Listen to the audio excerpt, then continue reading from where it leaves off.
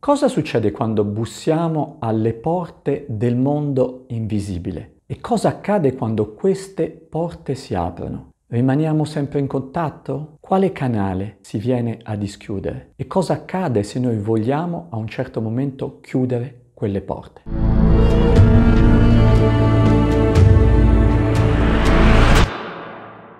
Mi è capitato alle volte che alcune persone, conoscenti, mi dicessero: sai Martino, siamo andati con degli amici in un bosco nel weekend e abbiamo fatto un'invocazione agli spiriti elementali, cioè gli spiriti dei vari elementi sottili e non solo che abitano questa zona. Abbiamo fatto il rito, ma poi abbiamo dormito male, ma anche quando siamo tornati a casa poi non stavamo più bene, è successo qualcosa di strano.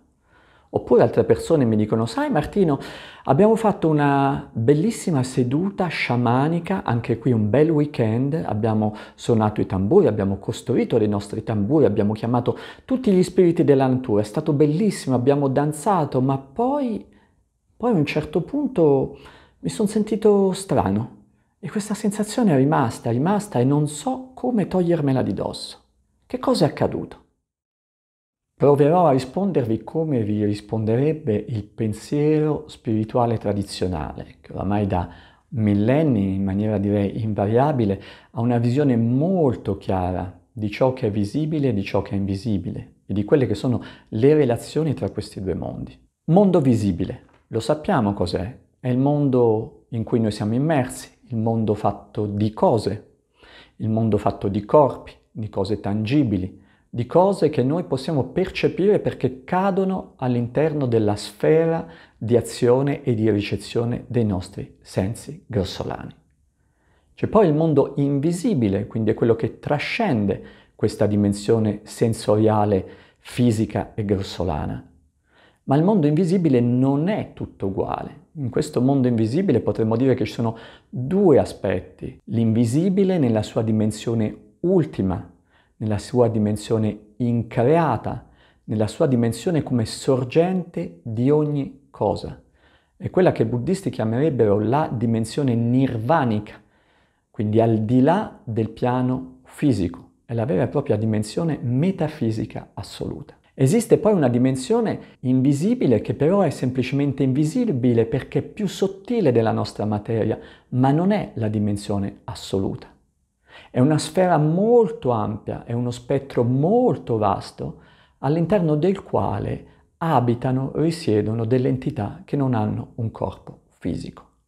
E che facciamo attenzione, questa dimensione sensibile, questa dimensione invisibile, sottile, che non è la dimensione ultima, è una dimensione che appartiene ancora al mondo, potremmo dire, manifesto, alla dimensione, direbbero ancora una volta i buddisti, samsarica.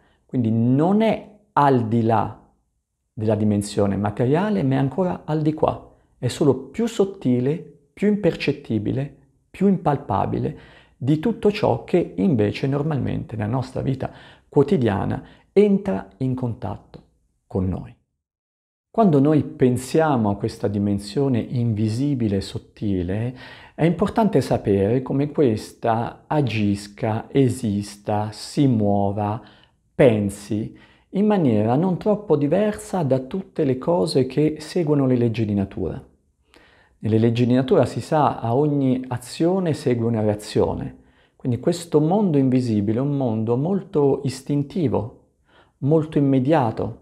Non c'è riflessione in molti casi, non c'è raziocinio, non c'è analisi. Agisce e reagisce nei nostri riguardi in maniera molto simile a una persona che tira un ramo elastico, gioca con questo albero, col ramo di questo albero, tira, poi a un certo punto, se lascia di colpo questo ramo, c'è il rischio che questo ramo noi ce lo prendiamo direttamente in viso. Non è che l'albero è stato cattivo e nella fattispecie il ramo è stato violento, è semplicemente che noi, utilizzando in maniera sconsiderata quelle che sono le leggi fisiche di base, abbiamo tirato e normalmente, quindi per via dell'elasticità di base dell'albero, che cosa succede? Ci siamo presi noi il ramo in faccia senza che l'albero sia cattivo né che noi siamo delle persone che sono cercate quello, semplicemente ci siamo mossi in maniera non avveduta. Quando si parla di questo mondo sottile intervengono quelle che sono le leggi generali della magia. Se voi conoscete i testi di Eliphas Levi o di Kremers, voi sapete benissimo che il mondo sottile agisce e si muove nei nostri riguardi secondo delle leggi magiche ben precise, che guarda caso sono delle leggi inesorabili, nel senso come le leggi fisiche sono universalmente identiche, sempre le stesse, per cui il vantaggio o lo svantaggio quando noi ci muoviamo nella sfera del magico, la sfera del sottile, funziona unicamente in relazione al fatto se noi abbiamo applicato bene o male determinate regole. Tutto non ha un andamento morale, ma semplicemente basta conoscere quali sono le regole. In questo modo evitiamo danni a noi stessi, evitiamo di disturbare le entità invisibili ed evitiamo in questo modo di creare degli squilibri. Ogni qualvolta noi desideriamo, ci mettiamo comunque nelle condizioni per entrare in contatto con questo mondo invisibile, in realtà noi stiamo aprendo una porta che si apre e che crea un canale di comunicazione tra noi e quella dimensione che ha la capacità di mantenersi nel tempo. Quando noi ad esempio facciamo un rituale, fosse anche per divertimento, fosse anche un weekend, un rituale ad esempio di evocazione degli spiriti della foresta, per il semplice piacere di entrare in contatto con queste entità, in realtà stiamo bussando alla porta. E spesso e volentieri dall'altra parte, poco importa se noi ce ne accorgiamo o meno, la porta si apre e qualcuno risponde. Con il piccolo dettaglio, tuttavia, che non basta però schioccare le dita e dire adesso la porta si richiuda, che quella porta realmente si richiude e quel canale si interrompe. Spesso e volentieri invece una volta aperto il canale di comunicazione, quel canale rimane comunque aperto. Le antiche civiltà del passato, che conoscevano benissimo le regole di funzionamento di relazioni tra il mondo visibile e invisibile, sapevano benissimo che una volta che il canale era aperto era come se si siglasse in maniera tacita una sorta di contratto. Si stabiliva questo legame e una volta che il legame era stabilito si cercava di fare in modo che questo stesso canale aperto giovasse ad entrambe le parti. L'abbiamo detto poco fa, il mondo invisibile, sottile, segue delle regole molto simili a quelle della fisica. Azione, reazione. Do, ricevo. Chiami, rispondo. Quindi la regola fondamentale del rapporto tra visibile e invisibile, rimanendo in un contesto prettamente magico, ma non solo magico perché ha delle valenze ben più ampie, per non dire universali, è la forma di rapporto che è quello del do ut des.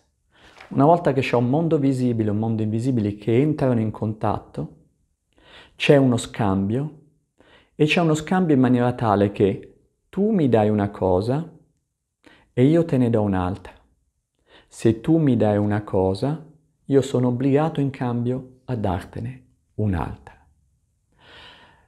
Questo schema, che è lo schema fondamentale dell'alleanza tra esseri umani e mondo invisibile nelle società arcaiche, ora lo vedremo poi in maggior dettaglio per capire quanto è esteso e quanto è universale, lo troviamo in maniera emblematica e se noi riusciamo a capire come funziona questo patto fondamentale, possiamo più o meno capire tutte le forme di alleanza e di patto esistenti tra visibile e invisibile, è il tipico patto biblico. Allora, se voi conoscete la Bibbia, se voi conoscete soprattutto il Pentateuco, quindi i primi libri della Bibbia, e andate a vedere quella che è stata la storia, come è iniziata, direi proprio, la relazione tra Dio e il popolo ebraico, vedrete che c'è una situazione molto semplice. C'è un Dio che si rivolge agli uomini, in particolare quindi ad Abramo, come rappresentante quindi del popolo ebraico, al quale promette cosa? Due cose fondamentali. Andate a guardare la Bibbia perché è molto schematico e molto semplice. Dio promette e dice: io ti darò discendenza infinita, io ti darò terra, su cui abitare e su cui regnare. Questa è la parte del dono. Tu in cambio, quindi Dio chiede all'uomo, tu in cambio mi sarai fedele e mi offrirai periodicamente dei sacrifici. Se poi voi guardate i primi libri della Bibbia, vedrete come questo rapporto, cioè quello in cui Dio, il Dio della Bibbia, chiede agli uomini ciò che gli serve per essere soddisfatto e per mantenere in vita questa alleanza che è stata stabilita tra Dio e gli uomini, vedrete che ci sono delle richieste molto dettagliate. Come fare i sacrifici, come officiarli, chi può farli, in che maniera, quali animali, quindi è molto molto dettagliato. Le regole di questo contratto che vengono stabilite sono molto molto dettagliate, ci sono molti articoli e molti sottoarticoli. E questa relazione si mantiene e rimane equilibrata e avvantaggia entrambe le parti fintanto che le clausole di questo contratto sono rispettate.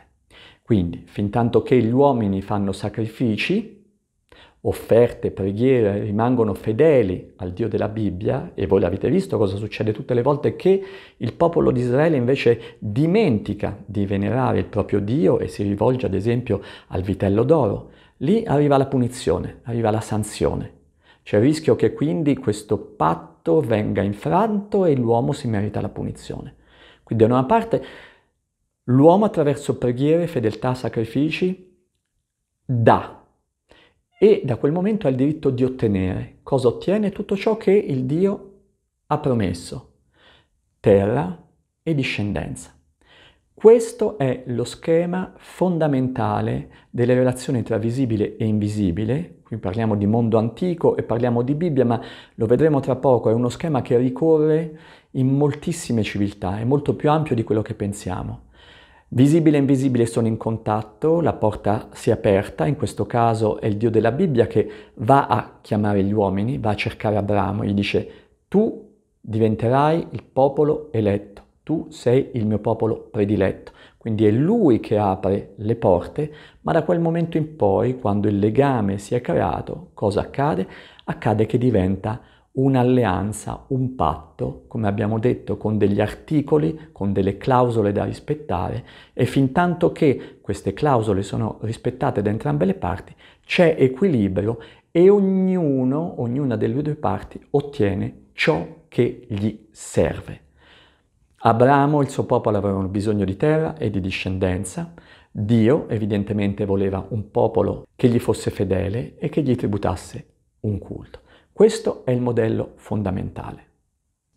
Se noi per qualche istante abbandoniamo il mondo della Bibbia, quindi il mondo antico, il mondo di Israele, e andiamo da un'altra parte del mondo e andiamo quindi in Asia, nella fattispecie in Himalaya, zona che come molti di voi sanno io ho lavorato lungamente come antropologo, ebbene pensate che da queste parti esistono forme di patto e di alleanza direi totalmente simili. Nella tribù con cui ho lavorato a lungo, presso di cui ho lavorato a lungo, che è la tribù dei Kulunghe, che è una tribù di agricoltori che abitano l'est, le alte colline dell'est del Nepal, questo schema lo troviamo a livello di miti, i miti antichi, le leggende che hanno fondato quindi le credenze di questo popolo dei Kulunghe. Cosa abbiamo lì? Lì abbiamo una situazione molto simile.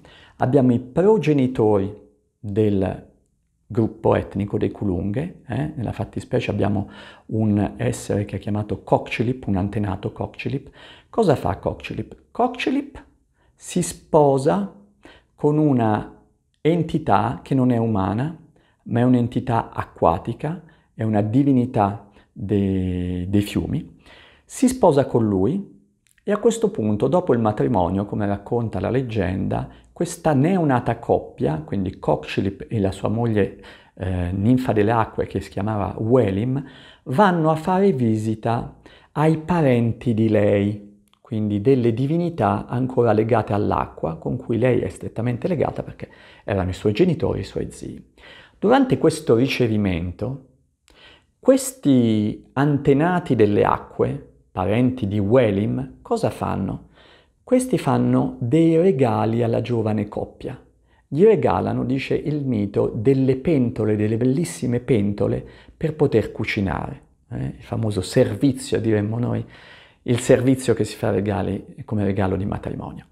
Cosa accade? I giovani prendono questi doni, ringraziano, tornano a casa. Questi doni sono il segno che queste entità delle acque vegliano su questi giovani sposi e sulla loro discendenza e vegliano su di loro dandogli protezione, dandogli prosperità, garantendo la copiosità delle messi. Però, guarda caso, questo regalo, come tutte le forme di patto, non è un regalo gratuito, perché crea un'obbligazione, cioè la giovane coppia, a partire da quel momento, periodicamente, una o più volte all'anno, deve fare dei rituali per venerare e ringraziare le divinità dell'acqua per i doni ricevuti. Questo patto, stipulato nel passato ancestrale, durante i miti, si mantiene di generazione in generazione, tant'è vero che ancora al giorno d'oggi i Kulunghe, i capi famiglia Kulunghe, i padri di famiglia Kulunghe, periodicamente, una o più volte all'anno, celebrano dei rituali in cui, guarda caso, ci sono ancora dei sacrifici di animali e delle offerte, e fra queste offerte ci sono anche delle pentole, delle piccole pentole in metallo, appunto simboliche, e che richiamano questo antico patto ancestrale, quindi la leggenda del mito. Periodicamente devono restituire qualcosa. Vedete che lo schema è lo stesso?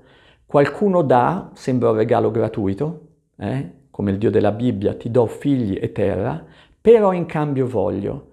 Qui vi siete sposati, io vi do dei regali, però in maniera silenziosa viene detto, tu però periodicamente mi devi venerare. Questo è un patto, ancora una volta, questo è il tipico patto ancestrale, lo ritroviamo in tantissime tribù, vi ho portato un esempio diretto perché è quello legato alla mia esperienza e alle mie ricerche. E la situazione è identica. Non è che sia buono o cattivo, semplicemente ci spiega cosa accade quando noi entriamo in contatto col mondo invisibile. Non è un rapporto gratuito, ma è un rapporto che implica degli obblighi e accanto a quegli obblighi ci sono degli scambi che servono ad avvantaggiare entrambe le parti.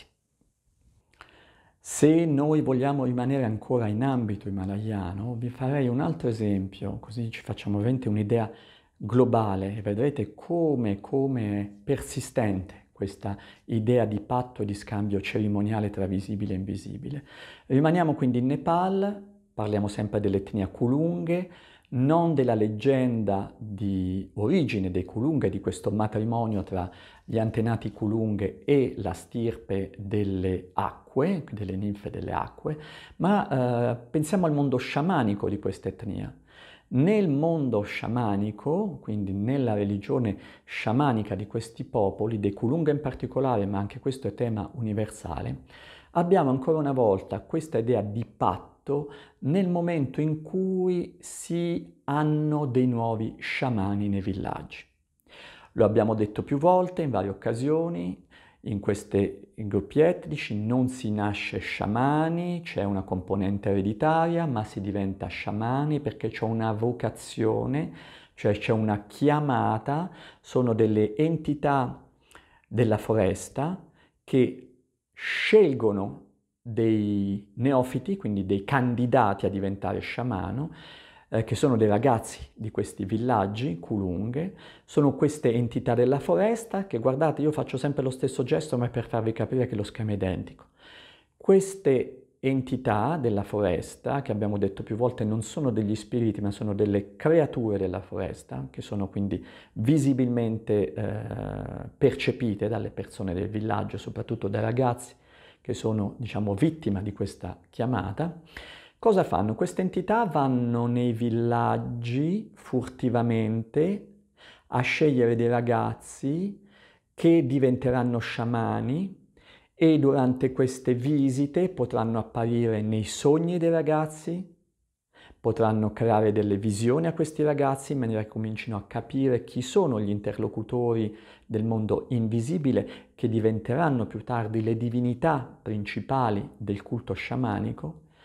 Sono queste entità che alcune volte si palesano ai neofiti in una maniera molto drastica, che è quella di inviare delle malattie, quindi fanno ammalare alcuni ragazzi nel villaggio, malattie che non sono riconducibili a una eziologia, diciamo, naturale, non sono malattie che si curano con l'aspirina, ma sono malattie che si curano soltanto attraverso certi riti, che guarda caso sono dei riti che servono a celebrare un culto a queste entità qua.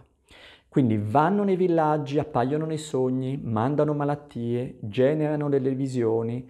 In casi ancora estremi cosa fanno? Fisicamente prelevano i ragazzi dai villaggi, li portano in foresta dove rimangono segregati a lungo e durante questa segregazione i ragazzi è come se morissero e rinascessero. Ci sono veramente una attitudine tipicamente iniziatica.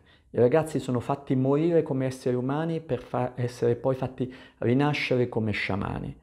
E durante questa segregazione in foresta, le entità che saranno poi la controparte attiva delle celebrazioni sciamaniche, insegnano al giovane sciamano tutti i mantra, le preghiere, le danze, i modi rituali per celebrare correttamente i riti e nello stesso tempo conferiscono dei poteri che sono poteri di chiaroveggenza, poteri di conoscere eventi futuri, potere di curare le malattie perché viene insegnato allo sciamano chi sono i vari spiriti che causano le malattie, come è possibile contattarli, pacificarli, eccetera, eccetera. Quindi conferiscono tutto un sapere magico che viene integrato, assorbito dal neofita. A un certo punto il neofita viene rilasciato, può tornare al villaggio, da questo momento è un quasi sciamano, nel senso che il ragazzo ha tutta una parte di conoscenze magiche legate al mondo dell'invisibile, che vengono poi integrate da varie conoscenze che gli anziani sciamani impartiscono a questi giovani perché possano diventare sciamani a tutti gli effetti. Quindi tornano al villaggio con dei poteri, però da quel momento in poi il neofita non è più libero, il neofita è obbligato a dare, a offrire un culto periodico a queste creature della selva insieme a tantissime altre ed ecco che vedete che c'è di nuovo lo schema dello scambio. Come funziona? Qui le divinità, o meglio, le entità della foresta, che sono ancora una volta quelle che dirigono e controllano direttamente le malattie, che sono legate alla prosperità dei villaggi. Cosa fanno? Danno dei poteri, che sono poteri di guarigione, di chiaroveggenza, permettono allo sciamano di diventare lo sciamano del villaggio, quindi di aiutare la popolazione di cui egli è rappresentante, ma in cambio chiedono un culto periodico. Lo vedete, è esattamente lo stesso schema, poco importa, parliamo della Bibbia. Io qui vi parlo da antropologo, lo so che alcuni di voi magari diranno «Ah Martino, ma tu metti insieme delle cose». Chi lavora come antropologo non ha paraocchi, deve osservare le cose con imparzialità e lo schema che uno trova quando fa l'antropologo e ricerca queste cose è esattamente questo. Situazioni diverse, contesti molto diversi, ma uno schema analogo, dove chi dà è un po' come il filo che entra nella cruna del lago. Entra, ma poi quando torna indietro si porta dietro un pezzo ed è l'ago. Rimaniamo legati, filo e ago rimangono tra loro sempre legati. Per cui io do qualcosa, ma sono obbligato a dare qualcosa in cambio. Tu mi insegni a curare le malattie, mi dai poteri per conoscere il futuro, per aiutare la mia gente. Io e gli altri sciamani periodicamente ti offriamo delle cose durante i rituali, celebrati in tuo onore, ti facciamo offerte, ma anche danziamo in tuo onore, cantiamo in tuo onore, in maniera tale che tu possa essere soddisfatto da questo che, perché il rito in gran parte questo è, un rito che diventa un modo per darti gioia, per darti piacere. È come se stessi facendo uno spettacolo i cui spettatori sono queste entità della foresta. Lo schema, ancora una volta, rimane lo stesso. Voi comunque potreste dirmi, Martino, ok, stai facendo degli esempi, possono anche essere alcuni interessanti, però stai sempre parlando del mondo visibile e invisibile, ma quindi funziona questo sistema di cui parli soltanto tra questi due ambiti? Così oppure no? In realtà no, non è così. Vi faccio un altro esempio, l'ultimo, però importante. Facciamo un altro salto geografico e culturale. Siamo andati quindi dalla Bibbia, quindi la zona di Israele, siamo passati all'Himalaya. In Himalaya abbiamo parlato del patto ancestrale, vi ricordate? Kokchilip e Welim, che in un qualche modo hanno questo patto inscindibile con le divinità dell'acqua, nel tempo mitico che si trasmette fino ai giorni nostri. Gli sciamani creano un patto, un'alleanza visibile e invisibile con queste creature della foresta. Facciamo un altro salto, dall'Himalaya andiamo nel Pacifico sud-occidentale, quindi nelle isole Trobriand, un posto bellissimo, almeno fino a poco tempo fa. Le isole Trobriand e la cultura di quei luoghi sono state oggetto di ricerche da parte di un grandissimo antropologo che, quando si studia antropologia, è uno dei maggiori antropologi che ci fanno studiare all'università, che era Bronislaw Malinowski, che ha scritto questo testo che è Argonauti del Pacifico occidentale, che è un testo antropologico che, guarda caso, studia un sistema che era vigente all'epoca, perché Malinowski studiò da quelle parti e fece le sue ricerche sul campo, grosso modo negli anni 20 dello scorso secolo, quindi un mondo che era ancora all'epoca particolarmente intatto. E Malinowski parla e descrive un sistema di scambio che è il sistema Kula, che appunto, ancora una volta, per chi studia antropologia è un sistema di base per comprendere tantissimo sulle relazioni sociali all'interno delle etnie. Questo sistema Kula come funziona? Provo a semplificarvelo al massimo. Allora, queste isole Trobriand è un arcipelago, ok? Anticamente, quindi, esisteva un sistema di scambio per cui gli abitanti di ognuna di queste isole avevano degli oggetti rituali che erano nella fattispecie delle collane di conchiglie rosse e dei braccialetti di conchiglie bianche. Che voi direte, ma sono semplici conchiglie. Sono conchiglie, ma per loro avevano un valore importantissimo, dal momento che non solo erano degli oggetti di prestigio, ma erano anche degli oggetti pregni di potenza sacra, capace di portare prosperità, ricchezza, benessere, salute. Quindi erano degli oggetti, come si dice in gergo antropologico, carichi anche di mana, cioè di potenza magica. E in questo sistema di scambio Kula cosa avveniva? Avveniva che periodicamente i vari abitanti di queste isole si muovevano in piroga, quindi vi immaginate, non era semplicemente vado dal vicino a trovarlo, ma si spostavano in piroga da isola in isola, facendo in modo che le collane circolassero in un senso e in genere da nord verso sud, mentre i braccialetti giravano in senso inverso da sud verso nord. Per cui periodicamente gli abitanti di queste isole si spostavano e davano agli abitanti dell'isola vicina o braccialetti o collane e ricevevano o braccialetti o collane. Quindi in continuazione, immaginate, c'erano questi oggetti che si spostavano nelle varie isole dell'arcipelago, passavano di mano in mano e in questa maniera c'era una circolazione non solo di oggetti pregni di potere e di prestigio, ma c'era un modo per cui si mantenevano coese, quindi ben salde, le relazioni sociali fra tutti gli abitanti di questo arcipelago.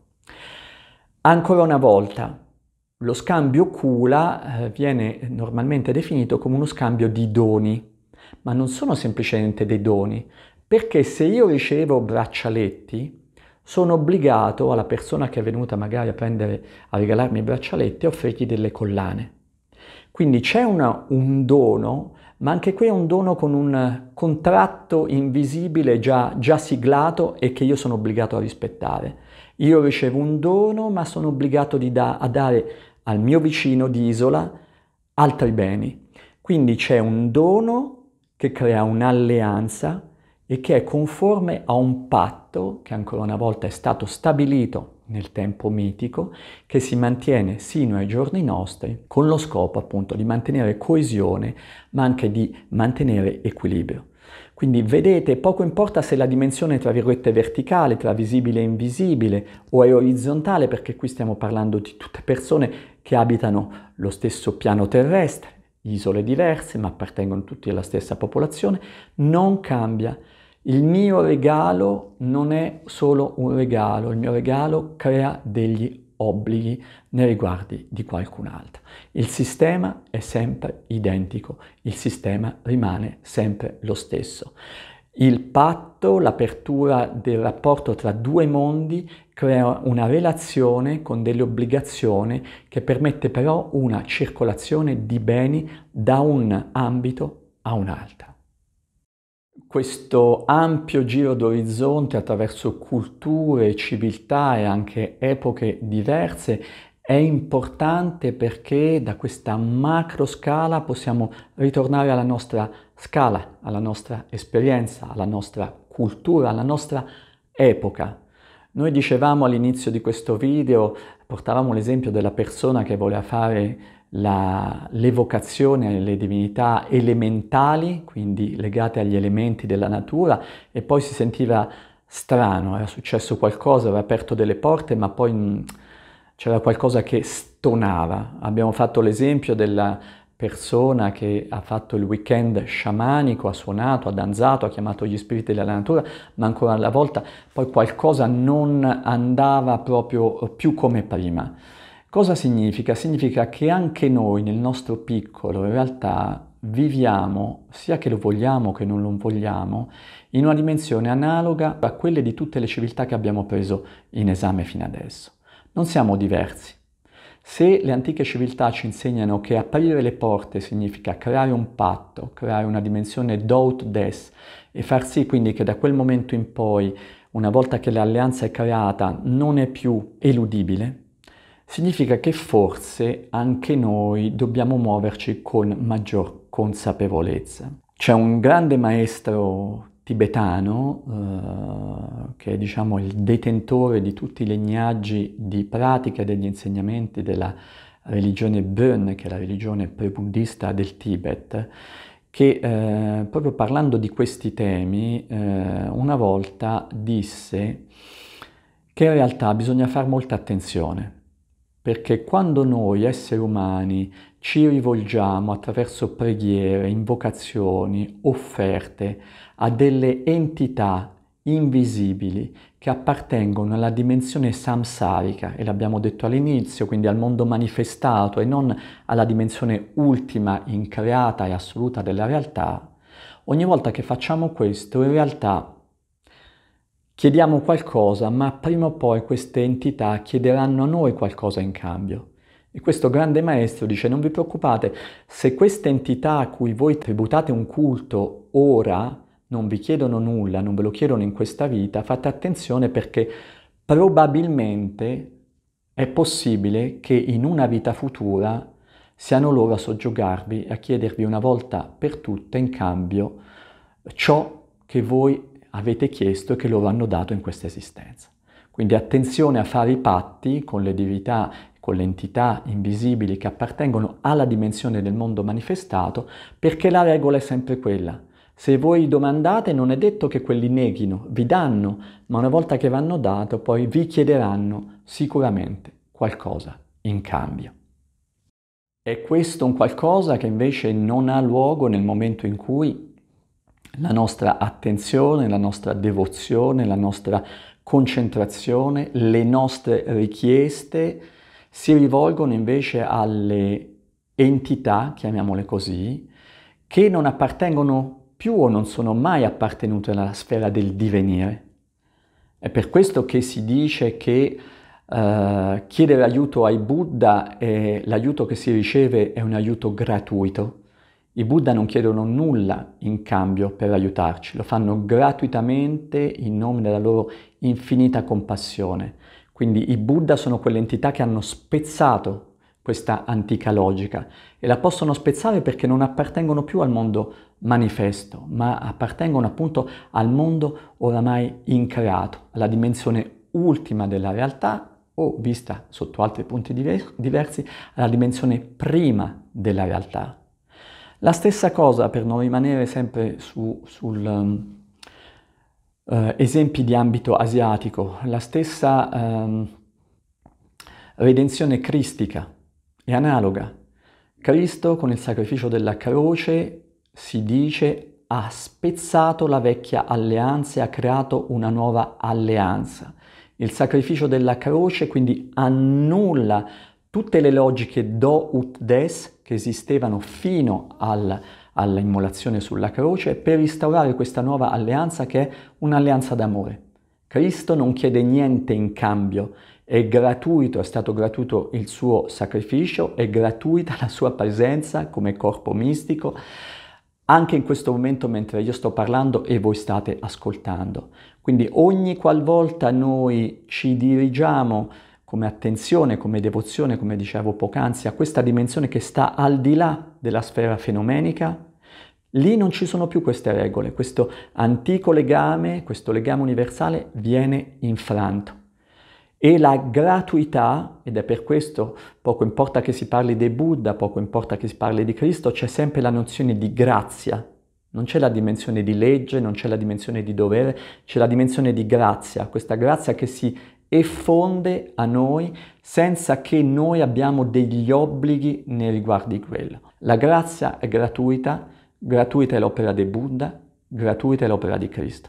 Questo sia ben chiaro perché almeno capiamo quando noi abbiamo a che fare col mondo invisibile a quale livello, a quale dimensione ci stiamo rivolgendo e qual è la modalità con cui muoversi nei riguardi di queste stesse dimensioni.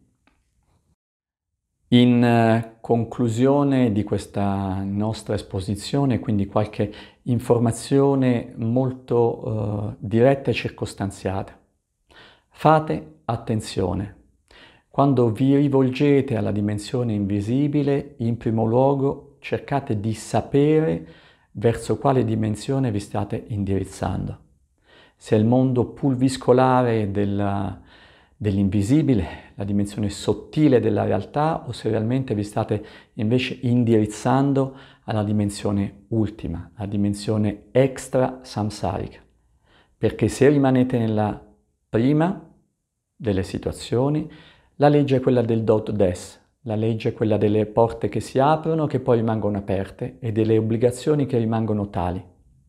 Se invece vi rivolgete alla seconda, quindi alla dimensione ultima della realtà, appunto, il rapporto è diverso, la gratuità è quella che ci viene data a noi, che riceviamo sotto forma di grazia, ma a quel punto quello che ci viene richiesto a noi è di uscire da questa stessa logica, di rivolgerci all'invisibile per ottenere qualcosa, egoisticamente parlando, qualcosa che giovi noi, qualcosa che giovi noi per gli aspetti materiali, per l'amore, i soldi o anche gratificazioni sottili, ma che riguardano comunque la dimensione dell'ego. Quindi prima cosa, cercate di capire, di sapere verso chi vi state rivolgendo. Seconda cosa, fatevi la domanda, se io chiedo, sono io in grado di restituire? Sono io abbastanza ricco dentro? O ho abbastanza tempo? O abbastanza devozione per ricambiare ciò che io chiedo? E la terza domanda è, ho io le capacità a mantenere equilibrata questa relazione? Ho io la capacità quindi a continuare a erogare perché possa dall'altra parte io stesso continuare a ottenere? Quindi queste sono domande fondamentali che vi invito veramente a farvi e che siano, spero per voi, oggetto di riflessione. E in ultima battuta, veramente un invito che è quello, non muovetevi verso queste dimensioni per semplice curiosità, per compensare degli interessi che potreste farvi in altri campi. Il rapporto con il mondo invisibile non può essere fondato sulla curiosità. Smettete di essere curiosi perché appunto la curiosità poi viene pagata a caro prezzo. La curiosità spesso è una leggerezza, ma fate attenzione perché è proprio in virtù di leggerezze che si può finire malamente in delle grandi e profonde trappole da cui poi è molto difficile riuscire ad uscire.